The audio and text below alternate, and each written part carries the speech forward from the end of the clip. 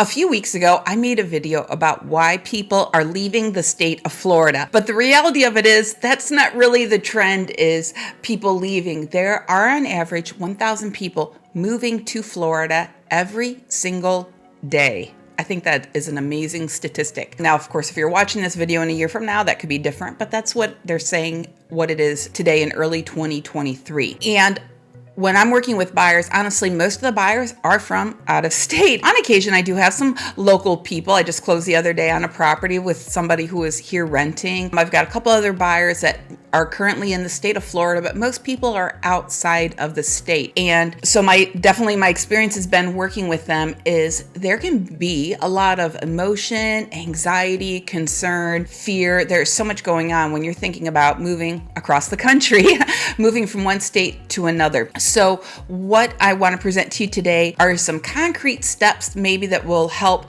minimize some of those fears, concerns, those high emotions to help you out. So nice concrete things for you to focus on as we look at what city you want to buy in, what neighborhood, and then of course picking the perfect house. Hi, I'm Jill Thomas, and each week I bring new videos about what it's like to live here in the beautiful Sunshine State, and then of course real estate here in the Sarasota area. I'm on the west coast of Florida, just south of Tampa. So I provide these videos each week to help you out so you can make really good decisions for yourself. So if you're in the market to maybe buy here, or maybe you're looking to sell, then if you would, hit the subscribe button and the notification bell. But even more important is when you're ready to take that step, or if you just have questions, you're not sure what step to take next, then please reach out to me, call, text, email me.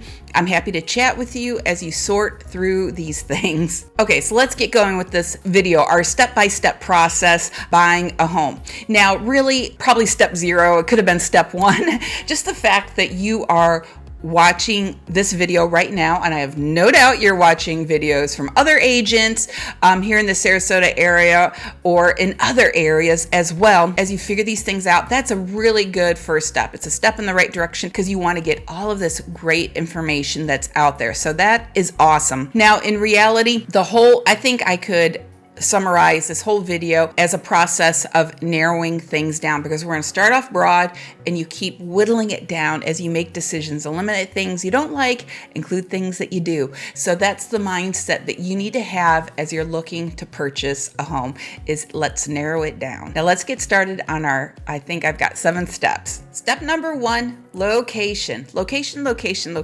right? Okay, so the reality of it is this, you may not just be looking in Florida, you could be looking in another state as well. So I get that. You can certainly apply all of these steps to another state, but my focus is just going to be on Florida. But again, we're going to start broad and narrow things down. So maybe for you, broad is 2 or 3 different states you're thinking about. So you've got to start to check those out and then narrow it down to one state and go from there. So then you're thinking about Florida, you're serious about Florida, but now it's, okay, well, what city do I go to? Now, for some people, it's a given. It's based on certain criteria. Maybe your job, maybe family, maybe schools. There could be some other things that really push you into one city over another. But there's a lot of people out there who have this wide open options. I mean, the options just feel like they're endless. And again, that adds to feeling overwhelmed of, am I going to pick the right city to move to? It's kind of a scary thing.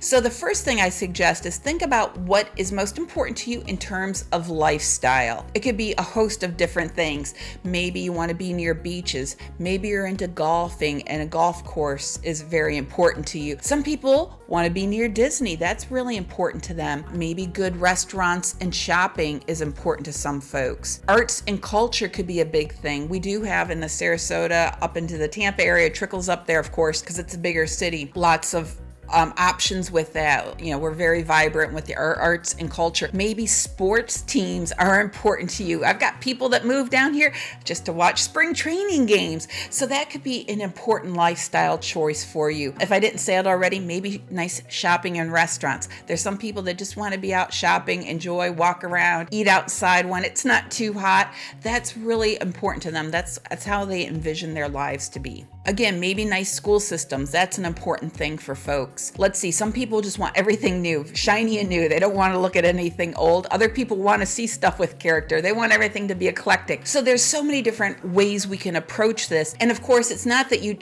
only have to pick one out of a dozen things here that I just mentioned. It could be 2, 3, 4 of them, 5 of them. And so that's what you need to do, is find that city that best fits that lifestyle. So really think about how do I envision my life to be? And then we can go from there. Of course, because like I said before, you're watching videos, so you might be getting a taste of what some of these different cities are like, and will it match your lifestyle? Do they offer what I want to do with my life and how I want to live day to day? And then of course, if you have family or friends who know you're thinking about moving to Florida, I have no doubt that at least one person has suggested a city to you as well. So you're going to get lots of feedback and suggestions from those that you care about. So you're going to be dealing with that also. So think about that as well. Of course, we don't want to hurt people's feelings, so it may not always be a good fit, but maybe consider those other areas that people suggest. You never know. But in the end, you need to move to where you would like to be, not just because somebody else is making you feel like you need to consider something. And then the next best step for you to take under this location is actually coming to Florida to check out these areas in person. That is huge. So make plans to spend a couple days in each area to drive around. And then here's something else too that I've experienced with folks, is even people who've been to Sarasota a bunch of times, once I start working with them, showing them properties, showing the area, it's not uncommon for me to hear, Jill, I didn't know this was here in Sarasota. I wasn't aware of that. This is all new to me. I've been here a dozen times.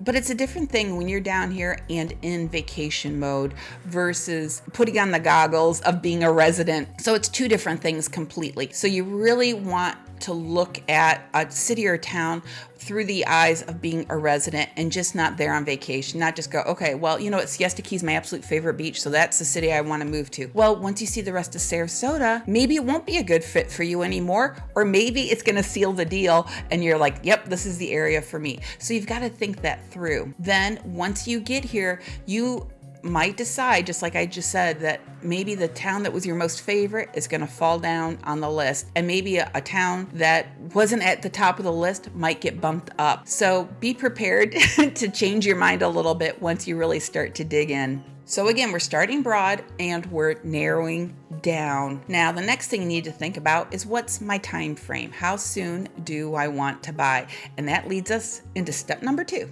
Step number 2, talk to a real estate agent. Yes, really the next step is you do need to talk to a real estate agent sooner than later. Now, if you're 5, 6, 10 years out, maybe that's a little premature, but even a couple years out, that's okay. That's, to me, in my world, that's not too early. That doesn't bother me at all. Because again, we want to narrow it down. Is Sarasota a good fit for you or not?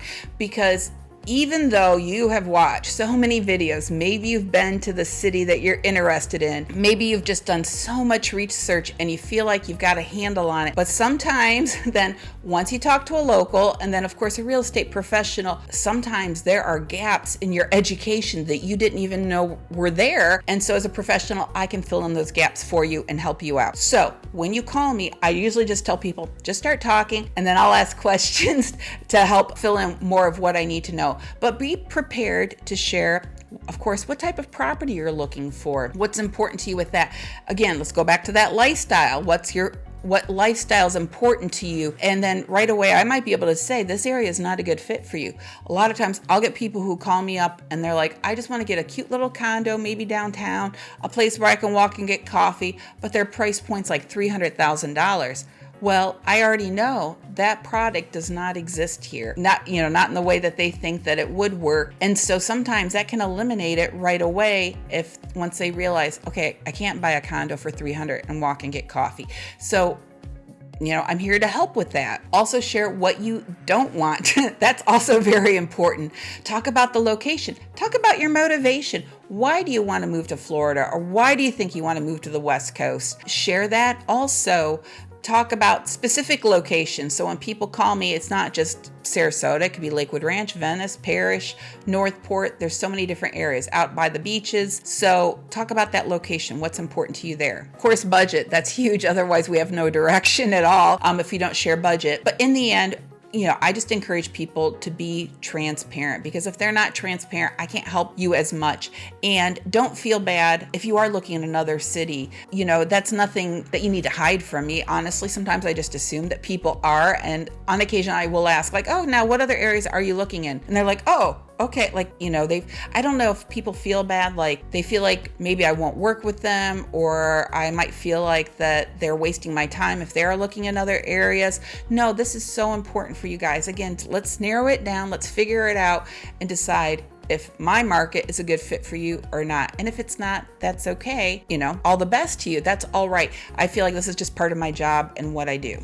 And then the next step, of course, is for the agent to set you up on property searches through our MLS system. And if a house excites you, I always encourage people, let me know what you really like about the house, and then I can maybe provide some additional insight, because in the end, maybe it won't work. Maybe I'll share something about the house or the community that I'm aware of that would be a turnoff for you. And even if you're still maybe a year out from buying, this is going to help in that solid education process from the local here to help you figure that out. Because otherwise, let's say, in the year from now, when you are ready to buy, I don't think you feel as comfortable or confident about moving forward and putting in that offer on a home. So let's really focus and tweak those things during that whole time where the pressure's not on for you to, make that decision on buying a house. Let's use that time wisely so it can be a help to you. Now, when people do come to the area for their little fact-finding trip, if they're not really ready to choose something right away, buy something right away, sometimes people come and go, Jill, I'm going to be in town. Maybe we can meet up for coffee or something for a little bit, but I just want to explore on my own, but I'll be there. And, if I have questions, can I call you? And of course, my answer is yes. Some people will come into the office for a bit. We'll go through things. Maybe I'll pull up some properties online. We've got this big map in the office, big, large map. I like using that a lot. And it kind of helps people have some better direction to explore on their own, because otherwise people feel like they're kind of driving around aimlessly sometimes. And then other times I will actually go out with people for a couple of hours. We'll drive around. I can point things out. And there's a lot of oh, I didn't know this was here. Oh, I didn't know that was there. Because again, if they've only come to Sarasota for vacation, there might be a lot of eye-opening moments for them. Oh, okay. And then it might solidify the decision, or it might change their mind altogether. And that's okay. I do know that there are some agents out there that don't care for this process, these steps that I do in terms of taking people out. They see it more as being a tour guide. I don't see it so much as being a tour guide. Now, of course, depending on how quickly you want to buy will determine how much time we spend together. If you're, 3 years out, we're not going to spend days together talking and looking at homes or anything like that. But I certainly would spend some time with you. But I see it more as just like if you were to go shopping, you needed to buy a pair of shoes, you need to try those shoes on. Are they a good fit? Do you like the style? Do you like the price? Same thing with coming to a city to explore. Is Sarasota a good fit for you? Do you like the style? Do you like the price? Do you like the fit? Is it going to work for you? So I don't think it's so much as being a tour guide, but just let's test it on. Let's try these things out and see if it's a good fit. Step number 3 is communication. Now, I've already kind of hit on this pretty good under step 2 about you being transparent with your agent to make sure that they understand everything that's going on. So yes, if you're looking in other cities, let them know it's okay. And honestly, if the agent gives some pushback, or if you feel like you ruffled their feathers because you shared that information, then maybe that agent's not a good fit for you. And you can gently cut ties and find another agent. Now, there are some agents in a lot of the big cities here in Florida that I have business relationships with. And so if you are looking, whether it's the Tampa area, or Orlando, or Naples, or what have you, and you would like me to connect you with one of those agents, I'm happy to do that. Or if you find somebody else on YouTube, then give them a call. Either which way, however I can help, I'm happy to do so. But really just communicate well with that agent, and especially if there's any changes. And honestly, I expect there to be changes along the way, because most of the people I work with don't buy real quick. So life happens, right? So if you have maybe a change in location or what you want, some people start off with condos and they switch after 6 months to single family homes or the other way around. That's fine. That's okay. Maybe there's a change in budget. Maybe there's a change in lifestyle. Maybe you have a change in a job, and so maybe you can't buy right away because of that. Maybe you need to wait a little bit longer, especially if you're getting a loan. Maybe something else financially, not that I need to know all your financial details. Sorry if you can hear my dog barking there, but just enough to know that things might change in the buying process for you. Maybe you decide, you know what, Jill, before I told you I had to sell my house first before buying, now I don't have to, or the other way around. So just share any of those changes that might come up. And then, of course, communicate with me when you plan to come here. Now, sometimes people do, they just call up, go, hey, Jill, we're here.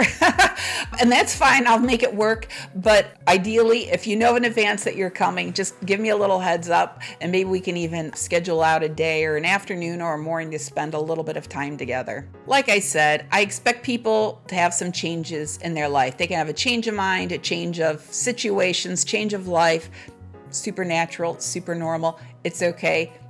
Just communicate that. That's all right. And we'll work around that and move forward. Step number 4, be flexible. So often by the time I start talking to people, they are pretty solid in their mind about a lot of things that they want, what they don't want, and how they expect things to be.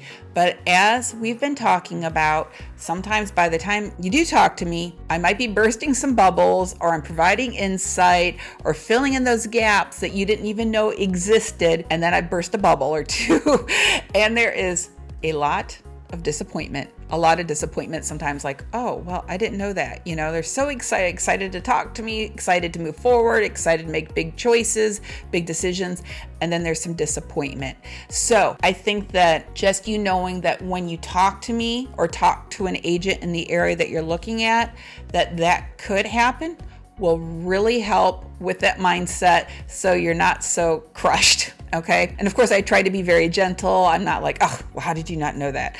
You don't know it. Okay. I live here. You don't live here. So, but it's all about those expectations and kind of setting yourself up for some success. And then the other thing too is I often will make additional suggestions to people. Again, sometimes people have this very narrow idea of what they want to do and where they want to go and how it should look like. And like I said, maybe if it doesn't match up perfectly with what we have here, but they know maybe they do have to move here because of a job or something like that. It's not like they're looking in other cities. I will often make other suggestions, throw things out there, just food for thought. I always tell people no pressure. I'm not telling you have to like this, you have to explore this area, but I just want to throw it out there because, again, if you do have some of those gaps in your education, you might not even realize this other type of property is out there, this other community or neighborhood is there. And it could be a good fit. Now, going back to our shoe analogy, if you buy a pair of shoes and a few months later you realize, okay, these are really, pinching my toes too much and you can't return them anymore. All right, well, you're out, a smaller amount of money. But if you buy a house, oh man, you can't return the house, you can't just sit on it and go buy another one like you can with a pair of shoes. So you're buying a house, you're not buying shoes. So I will give you extra suggestions that you're more than happy to decline or dismiss. That's okay, but I will often do that. So that's part of being flexible, is just being open to other suggestions, just to make sure that we're not missing out on something else that could be a perfect match for you. Step 5, getting pre-approved. Now, if you're paying cash, obviously you don't have to worry about a pre-approval letter, but if you do pay cash, we do need proof of funds with our offer. So a bank statement of some sort. You can block out private personal information and the account number, but we still need that. If you are getting financing, we do need a pre-approval letter, ideally from a local lender, because that's going to position yourself better with a seller, and usually the transactions go a lot better. But in the end, as a buyer, you can choose the lender you want to help you with this process. Now, depending on where you are in terms of when you're going to buy, you don't need to get a pre-approval letter a year out. But when you're more serious about buying and you're like, okay, we're going to look at homes with the idea of let's fall in love with one so we can write an offer, you do need a pre-approval letter. Now, there's some agents out there who will not help you at all? Like, that's their first question. Are you pre-approved? Oh, you're not? Well, if you don't get, once you get pre-approved, then call me back. No, I'll talk to you more for sure. Because again, this is a process. It's a big deal. But I will get to the point where I'll go, okay, you got to get pre-approved now. Have you talked to the lender? Or sometimes it's just have a conversation with them. They don't need to pull your credit, but I want you to be aware of whatever they think that you need to be aware of based on your situation, because I don't dive into all those details with you. Sometimes people right away will start giving me their credit score and things like that. I really don't need that. So share all those special things with the lender. Now, here's what you can share with me or with the agent is when you call them, let them know if you are paying cash or if you need to get a loan. Also, if there's a specific type of loan you think you're going to be getting, like a VA or FHA, because that can certainly impact what type of properties you can get. It's really hard in our area to get a condo with an FHA loan. So that's important for the agent to know. Let the agent know if you're already pre-approved and maybe share the lender's information. And then also if you need to sell a house first before purchasing. So those are the types of things that I appreciate knowing, sooner than later, right away. That's good stuff to know, because then I can help you better find the best property. So step number 5, financing. We got to get a pre-approval letter. Step 6, location. Now, step 1 was also location, but step 6, I'm going to say location again, because this is a narrowing down. Now, depending on how quickly you're going through our steps, how quick you are to purchase, the step might be eliminated, but it's really important for you to really consider, even though we have Sarasota, there's Sarasota Parish, Siesta Key, Venice, Northport, we could be all over the place looking. So even if you say, okay, yeah, well, I want like the Sarasota area here, I want to live in Sarasota and Manatee Counties. Now we've just got to narrow it down to our little sub markets. It's not the big market, the 2 counties like I cover. Let's pick out some smaller areas to really focus on. Like I set up some folks on a search that I talked to last week, set them up on a search. And this morning she emails me, okay, Jill, let's narrow it down a little bit more now. I want to be, north of this road, south of this one, and east of that one. And I said, great. When I get to the office, because I got to record this morning, I will take care of that. So we're just going to keep narrowing those things down as we go through this. And of course, we talked about those changes that might be coming into play. So as changes come in life, we'll keep tweaking those searches to help narrow those things down for you. Step number 7. Really important things to keep in mind. Now, this isn't really a step. This is sort of like just 3 things I really want you guys to know about, because they're so important. So hopefully you stuck through to the end here. For those of you who have, way to go. Okay, because these things are super, super crucial to know and understand. First thing is when you have to sell before you buy. Now, I know in other parts of the country, in other markets, it's very common for an offer to be written. So if you're the buyer, you're writing the offer to purchase a house, but it's contingent on your home selling. Maybe you've just got it on the market, maybe it's under contract. And so you're telling the seller of the house you want to buy, hey, listen, I'm good for buying this as long as my house sells. We don't do that a whole lot here. I'm not going to say it's impossible. I have done it, but there are some sellers that really stick their nose up at that. And then especially if the people who are buying your house has to sell their house as well. Okay, so it's more of a risky buyer. You're a more risky buyer for that seller here if they have to make sure that your house sells. So that is not a big thing here. So again, trying to set these expectations for you. If that's the case, you really do need to sell first. You maybe not, but you may need to think about renting in the interim before you buy. We got to make sure your house is either closed, or maybe if it's like a week out, we could write the offer. We're going to say, hey, listen, seller of the house here, the house is closing in a week. They're through contingencies and stuff. We'll know pretty quick here. It's going to be within our inspection period whether or not the house sells or not. So we should be okay. So that's less risky for this seller here. That we can kind of get away with a little bit better. But if your house just went under contract yesterday and you're writing an offer today, and that's 45 days, maybe up to, where the seller here isn't sure whether or not you can really buy their house. So I just want to talk to you about that. That's kind of a big thing for us. Second thing is switching jobs. Now, when you move here, if you're switching jobs, that could become an issue with your financing. Now, if you're staying in the same industry, it's usually okay. And again, this is a lender question, but I just want to point it out to you. And so when you talk to a lender, review all these things with them. It also depends too. I got some folks that are VA, and the lender for the builder wasn't one of the lenders I recommend. They didn't tell them, hey, listen, VA's got certain laws or rules about it. Yeah, you're in the same industry, you're still a nurse, but you have to be working at your new job for a certain period of time before we can close. Well, nobody told them that. I didn't know that because that's not, in my area of expertise, but I know it now. So that's a thing. So if you do, we just have to talk about your jobs with the lenders, basically what I'm saying. And number 3, I'm going to keep this short but sweet, new construction. I'm having some pretty solid headaches right now with the builders. And so I've done other videos talking about the difference between new construction and resale. But if you're really excited about new construction, I just want to be, again, very transparent with you, just like I ask for you to be transparent with me about some of the headaches and issues we're having right now. So if you're excited about new construction, let's talk before you move forward with that. Super important for you to understand that. Okay, so I hope you enjoyed the super ultimate guide here to buying a house in Florida. I know this video was crazy long. I'm sorry for that, but this is really important stuff. And I don't know, I just don't feel comfortable kicking these things out in sound bites. Maybe I could have broken it down and done each step as a separate video. And maybe I can a little bit here and there moving forward. But anyway, I hope this was a good help to you. Please, if you have questions, give me a call. I'm here to help you out. Just because, if in the end you decide not to buy here, not a problem. I'm happy to take some time, few minutes, and chat with you to help you figure these things out. All right, guys, thanks for watching. Have a great day.